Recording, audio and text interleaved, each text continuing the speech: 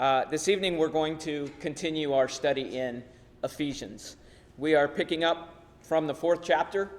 We are beginning at verse 7, and we are going to be continuing through verse 11. And as I've studied through this, and I've tried to make it a habit to stay within the text and to not go to too many commentaries or things like that, but to treat it as if you and I were to have someone come and ask us if they could sit down and study the Word of God, if we could do that with them, or if it's something that they could do on their own and simply read it and be able to understand what is being taught. And the reminder that this is simply a letter that was written. It is a letter that the people understood. They didn't sit down with this letter. They didn't have the Holy Scriptures as we have them today and start cross-referencing and looking at various points and what other people have said about it. They sat down and they read the letter and they understood what Paul wanted them to understand. And we can do the same thing as well. So sometimes it's not just about going and seeing how much we can dig up on a subject, but sometimes it's just accepting it for what it says. Michael mentioned that in our class this morning. Again, we're kind of following along some of these thought flows. It really is about just reading it, seeing what it says, and accepting it for what it says. And I agree, there is a danger in the academic world, and I think it carries over into the world of Christians as well, and that is when we start digging and trying to find more information that is there. Sometimes you just have to see it for what it is. And I think we can find ourselves even going beyond and getting into trouble because we start making assumptions that shouldn't be made, or we start teaching truths that aren't necessarily truths. And so sometimes, again, it's important, and it's important for people to understand that the Bible is not written on a level that you can't understand it. And a lot of people say, well, I haven't sat down and read the Bible because I just don't understand it. And I often have used the example of, well, have you ever sat down and just read a letter from somebody to you and kind of thought about what the words say, and while you didn't know maybe everything that they were thinking, did you understand what the letter represented to you and what it is that they wanted to talk to you about? And most people will say they have. So again, as we go through this, I hope you're not looking at this and saying, Rob, boy, these are, the points you're making are... My father-in-law likes to use the term well duh statements. I'm not a big fan of that, but the statement that he's making is, that's obvious. And that's the whole point. That is why we're doing this, is to remind you that you get this, that you're coming to the conclusion, and I can look in the audience and I can see it, and I can see people are making the connection, and they're even, now the masks are on again, but even starting to mouth, what they think is coming next, because they get it, and because you get it, and you understand. And hopefully we can get this going here.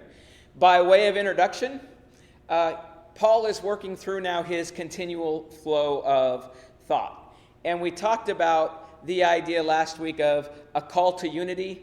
And over and over and over again, we looked at the term one. And if you were to look and study, and when you see studies on the book of Ephesians, and in particular, if it's a study on chapter 4, you'll find the term 7 ones all over the place. It's just a kind of a common flow.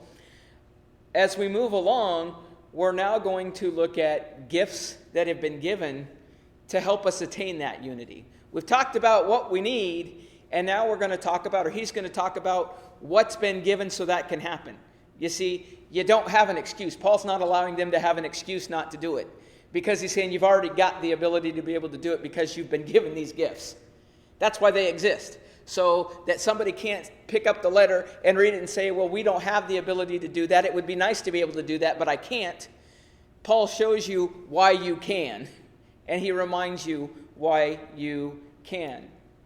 And he's making a transition from the idea of what all Christians have in common to now how Christians do in fact differ from one another. And unless we really pay attention, we could lose kind of the importance of that. And we talk about the idea the church is the people, and we also talk about the church as it comes together locally and as a group. And so he's talked about the need for unity and all these things that are one. But it's individual differences working together that help the body to continue to function and grow in unity. Which is to say, we are not all exactly the same. God didn't create robots that all have the same actions, the same things, the same strengths, the same skills. He didn't do that. He gave abilities. People get afraid of the term gifts, so I'll just use, he gave people abilities to do certain things. And so Paul talks about there are some that have ability A but may not have ability B. And you know what? That's not even just okay. That's a good thing because it allows for everyone to do their part, right? You see, if one person had every ability and they took control, like many people in the world wanted with the pastor idea, your local pastor, then it takes away from the idea that other people have something that they have to offer as well. And not only have they been given the ability to do that, there's an expectation that you use that. That if God has given you the ability to do something specific, he expects you to use it because he gave it to you for a reason.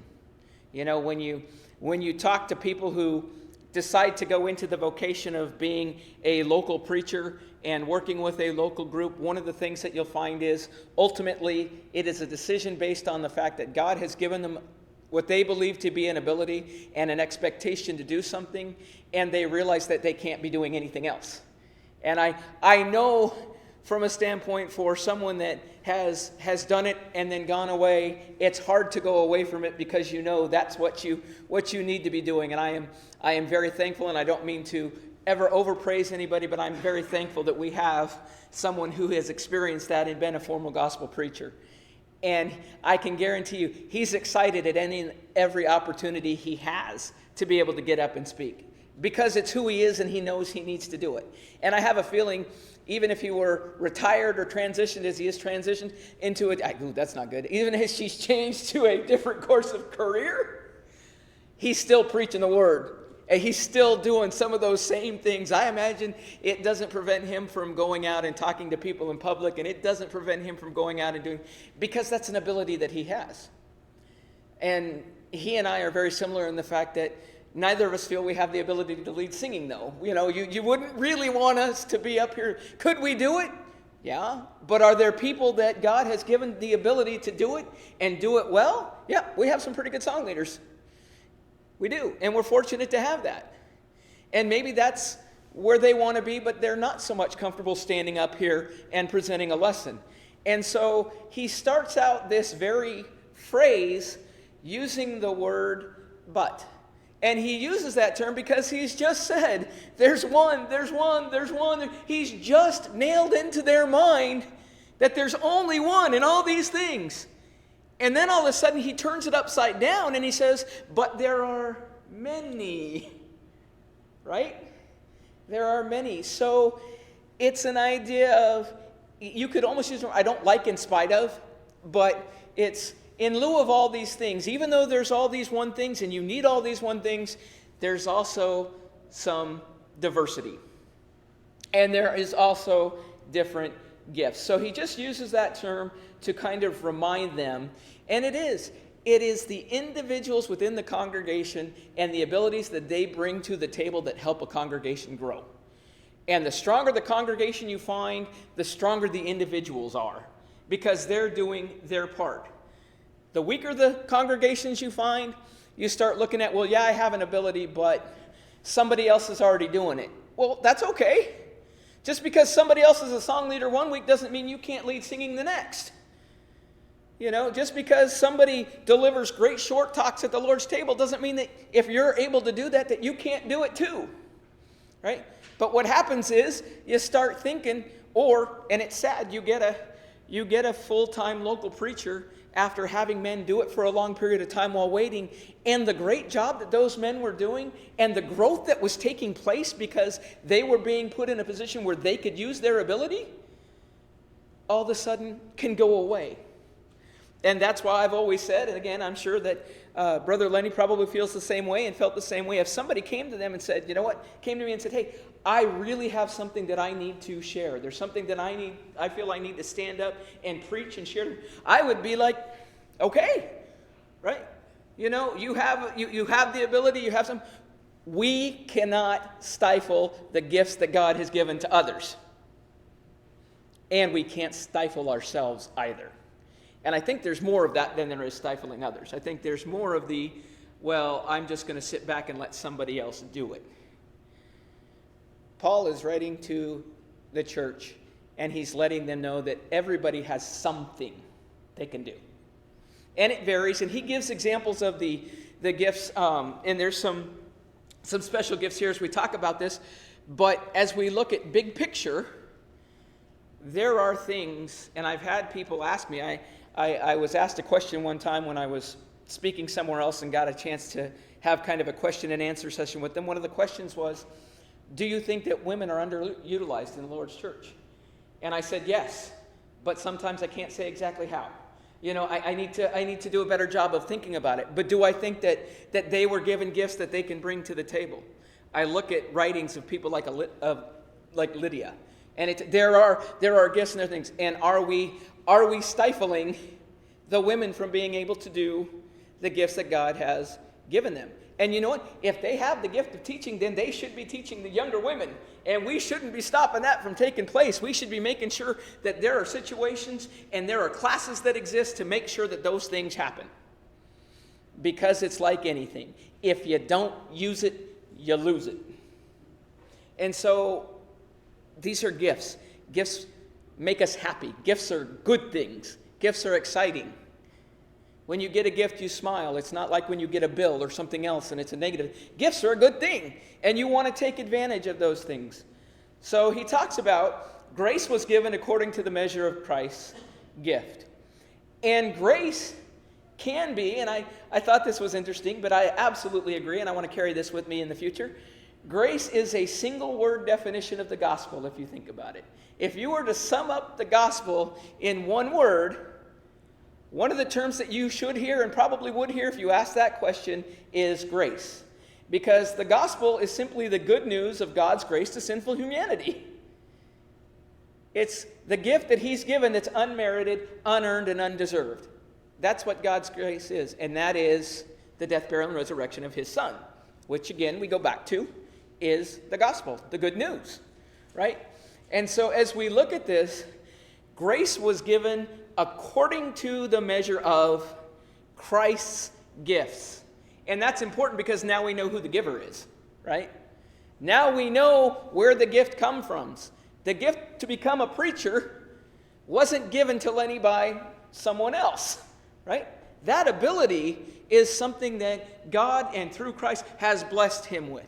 The ability to lead songs is not given to you by somebody here on earth. It's something that God has given to you through his Son. And it's something that you can continue to develop. But he gives you that gift to use and to work with. And as we go into Ephesians, the 4th chapter and verse 8, it says, when he ascended on high, he led captivity captive and gave gifts to men. The he here, of course, we're speaking of Jesus. And the idea here is actually an allusion to the statement that's made back in Psalm 68, and we're not going to turn here. But it's a military idea. It's the idea of a military victory, or one who has won. And when it talks about he led captivity captive, he takes those who were held captive to sin, and he freed them from that through victory, and now they are held captive to him, or they are now under him.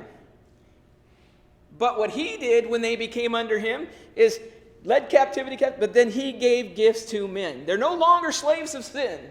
They're no longer where they were before. They're now under the victor. And the victor has the right to determine what those he has won the victory over do. And so Christ has the right to determine who gets what gift. And who am I to argue with that, right? I can't sit back and say, man, it feels like it feels like, the Lord wants me to preach the word, but I really want to lead singing. So I'm just not going to do it because I didn't get the gift that I wanted, per se. I didn't get the gift that I think I need. Well, guess what? God's ways are not always our ways, nor his thoughts our thoughts.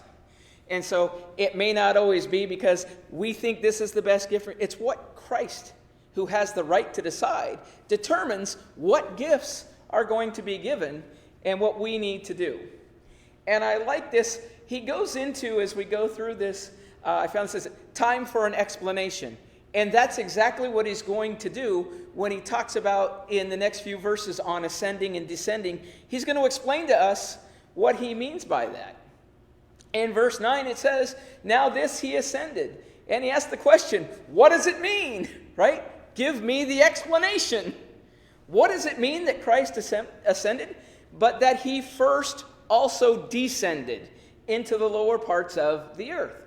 And that's important because he descended to do what he needed to do. He won the victory, which gives him the right to give the gifts, and then he ascended to heaven, right? It all comes together, right? If we just take the time to follow the flow. And he, of course, is the only one who will fill all things. And this idea of ascended is, in fact, being taken back up into heaven. Back up means he had to come down before that took place. And then in verse 10, he who descended is also the one who ascended far all above the heavens, that he might fill all things. He's the one that fills it. How does he do it? He gives gifts to men and gives them the ability to do so. And so again, Paul's point here is to explain the idea that Jesus, by paying the infinite price on the cross, by dying for each and every one of us, by rising again and redeeming us, has been given the right to give the riches, to give the gifts. It is his right based on what he has done for us. And that's important because someone might say, who are you to tell me what my gifts should be? Well, guess what? Here's why. He's earned the right, and no one else, and we talk about this all the time, no one else has ever done, and no one else could ever do what Jesus was able to do. And so it is his right to determine how those gifts are delivered. And then we go into some of the things that are talked about. And the first is, he himself gave some to be apostles.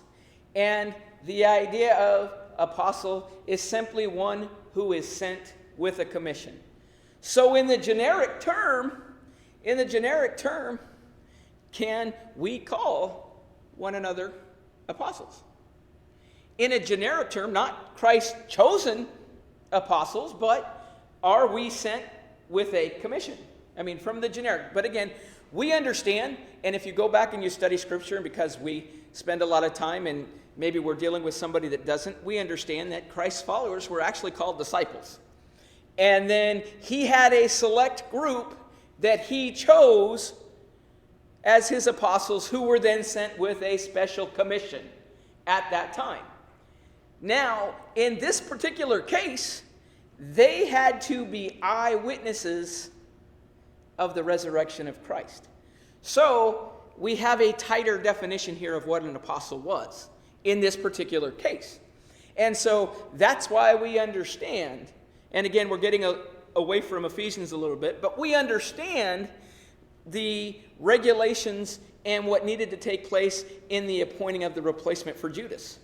We understand why Paul had to meet the risen Christ on the road to Damascus, because he had to see the resurrected Christ in order to be one of those apostles.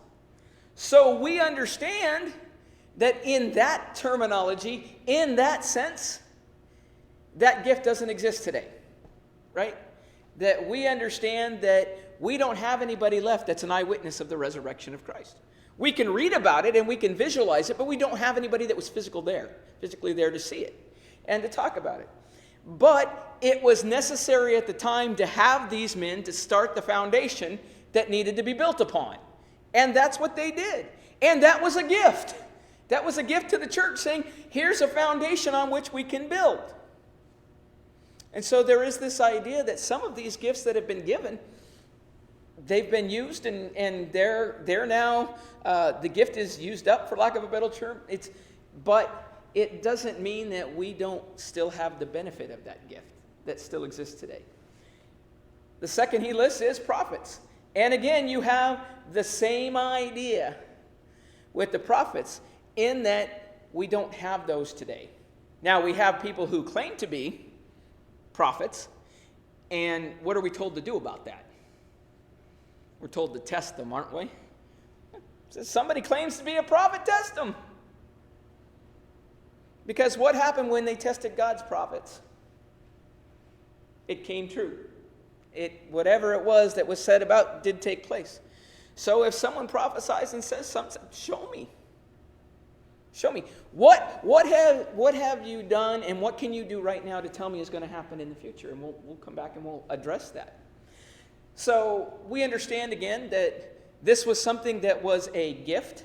It is something that existed for a period of time, again, to help lay that foundation for the church. I mentioned at the beginning of the lesson the last 2 weeks that they didn't have the gospel already set up for them to go through and to look at. They didn't have a book with all the prophecies put together so that they could go back and look at those things and see that they were actually making some of those prophecies still at this time. It was still in the happening stage. But that has passed away. And I really like the idea of a prophet is not necessarily simply a person who foretells the future, but it's one who brought God's message to others, whether it was about the past, the present, or the future, right? Many of us today can deliver God's message about the past and the present. We can talk about it. We've seen it, we're living it. But we don't have the other requirement of being able to see the future, right? But that was a gift. It was something to help build the church. There were foundations that needed to be laid. The idea of evangelists. And this term has different definitions, but it basically comes down to those who bear good news, or those who share good news. And so, in that day and age, evangelists actually traveled from place to place, preaching the gospel and helping to win souls to Christ. You know, they talk about Paul's journeys, Paul's other things. These people weren't necessarily stationed in a local congregation, but they were out spreading the gospel in other areas and moving around. Today we have some who choose to work in a specific locale or certain area. The point being, though, that the job is they are to be preaching the word to help win souls to Christ. Which does what for the church? It builds it up. It brings people in. The gift is for the growth, right? That's a part of what they do. And so what we had was the foundation being laid so far by the apostles and the prophets. We have the evangelists who are now helping to spread that information, helping to preach and teach that information. And then we have some pastors and teachers. And here's where some people want to make it get sticky. And I don't think it needs to get sticky. I think that if we pay attention to the context of what's being said, we understand. And again, you're welcome to come to me if you disagree. But there are two schools of thought on this, and I'll tell you where I land. One is pastors and teachers is simply one class. That is one thing. The other is some pastors and some teachers. And so people are concerned that since he didn't use the word some this time, that this is the same thing.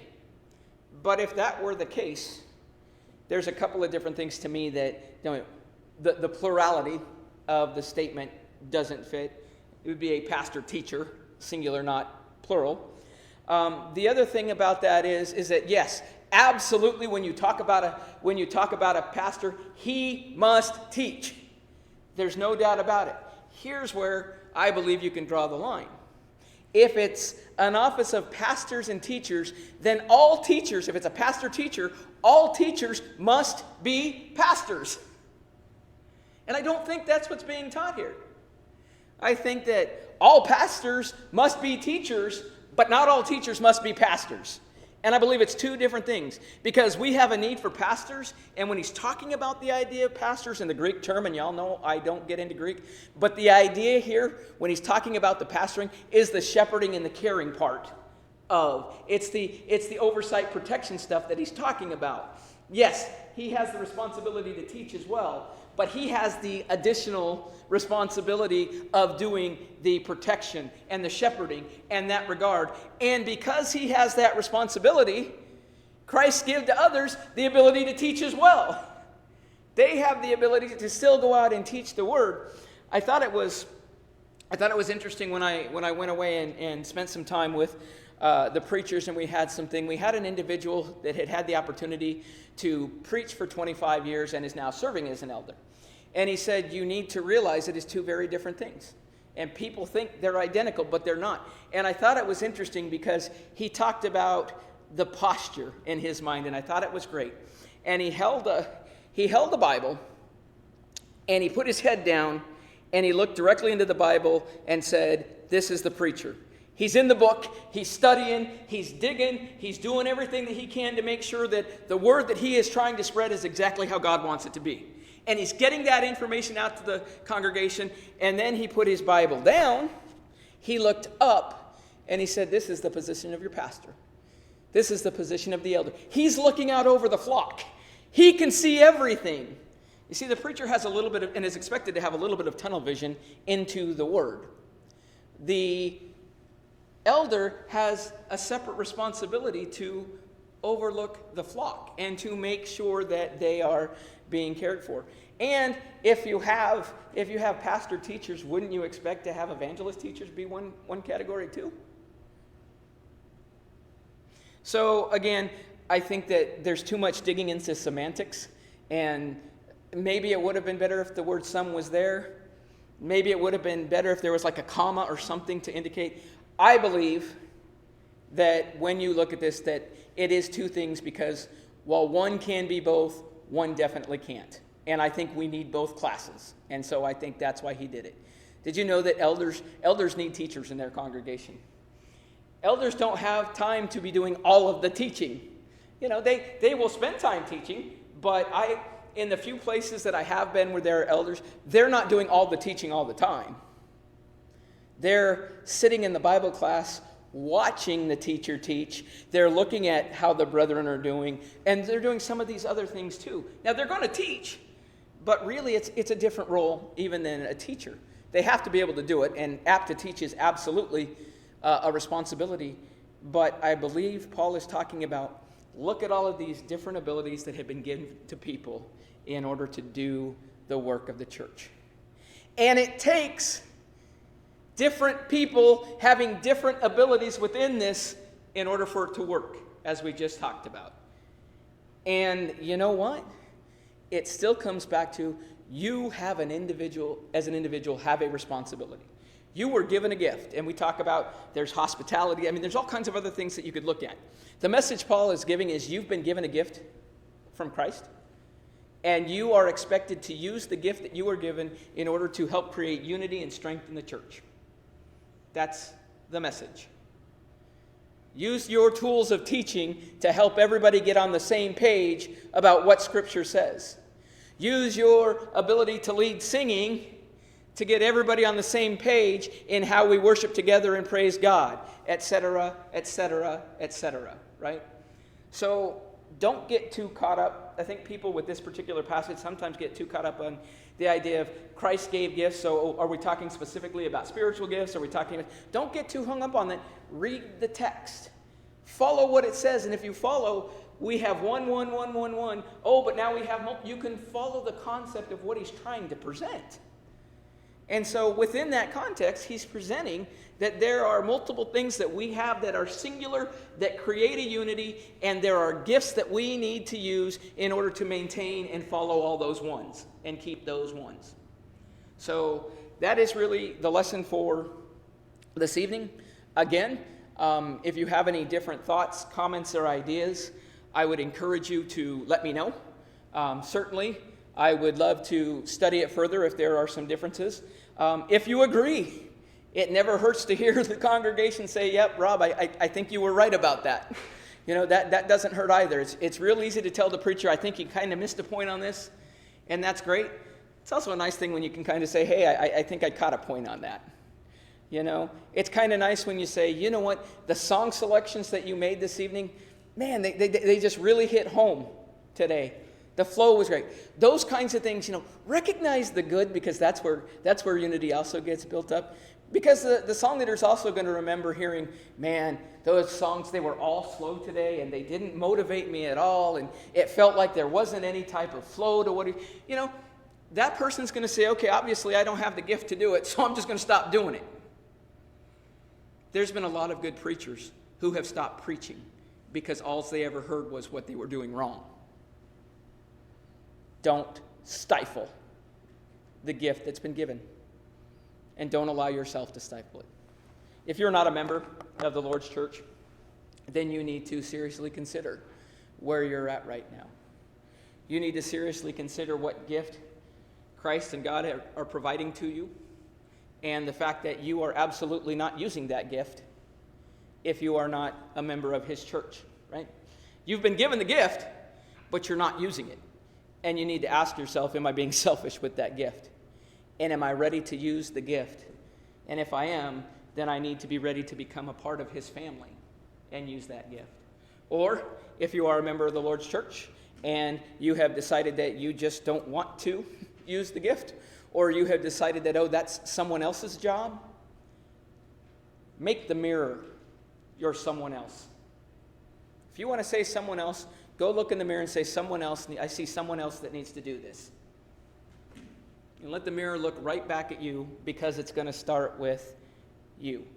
Over and over and over again, Paul talks about how we did these things because. See, he didn't say, you just go do it. He said, we're doing these things as well. We're being an example. If there's any way that we can help you to recognize where you are and what you need to do, let us know while we stand and while we sing.